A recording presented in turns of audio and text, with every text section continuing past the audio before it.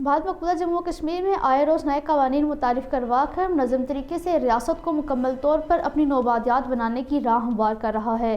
اس سلسلے میں کشمیری عوام کی زمینیں ہتھیانے کا کام تیز کیا گیا ہے۔ مقبوضہ جموں و کشمیر کے سرمائی شہر جموں میں حاضر سروس اور ریٹائرڈ بھارتی فوجیوں کے لیے علیحدہ ہاؤسنگ کالونی بنانے کا بھی منصوبہ بنایا گیا ہے۔ اہل کشمیر اپنے ہی گھروں اور زمینوں سے بے دخل کیے جا رہے ہیں۔ مودی حکومت نے آرٹیکل 370 اور 35A کو منسوخ کر کے غیر مقامی باشندوں کے لیے جموں و کشمیر میں آباد ہونے کی سب سے بڑی رکاوٹ کو ہی ختم کیا ہے۔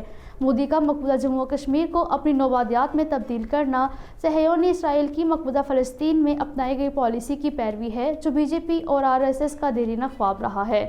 مقبوضہ جموں و کشمیر پر بھارت کا نوآبادیاتی قبضہ 27 اکتوبر 1947 میں اس وقت شروع ہوا جب بھارت نے تمام عالمی اصولوں کو پامال کرتے ہوئے غیر قانونی طور پر اپنی فوجیں سری نگر میں اتاریں۔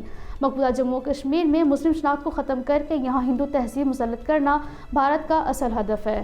گزشتہ برس 28 دسمبر کو سیدھا جموں میں 4 بے گناہ کشمیری نوجوانوں کی شہادت کے تحقیقاتی احکامات بھارتی پولیس کے ہاتھوں ایک جعلی مقابلے میں قتل کی تصدیق ہے۔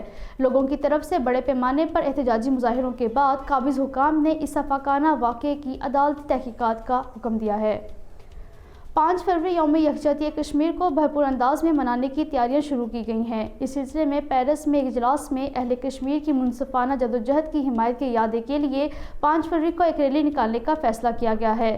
صدر اعظم جموں و کشمیر بیرسٹر سلطان محمود چودھری نے انقرہ میں قبرص کے وزیر اعظم کے ساتھ گفتگو کرتے ہوئے عالمی برادری پر زور دیا ہے کہ وہ مسئلہ کشمیر، فلسطین اور قبرص کے دیرینہ تنازعات کے حل کے لیے اپنا کردار ادا کرے۔